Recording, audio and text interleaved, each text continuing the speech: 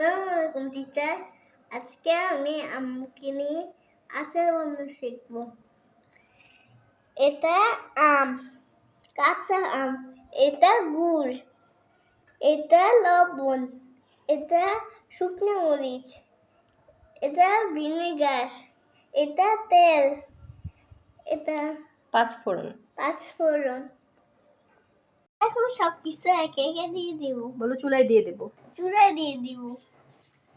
সব মিশে এখন আমি এটার মধ্যে দিয়ে দেব।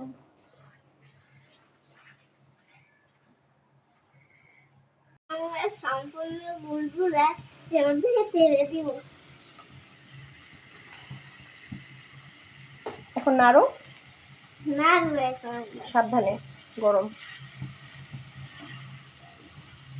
আমরা এখন ঢাকনা দিয়ে ঢেকে দিব সিদ্ধ হওয়ার জন্য।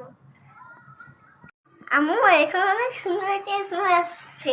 ম্যাম তো কথা অনেক খুশি হবে। আচ্ছা রেডি, আমরা এখন খেয়ে বলবো কেমন হয়েছে। রেডি হয়ে গিয়েছে, আমরা এখন খেয়ে বলবো কেমন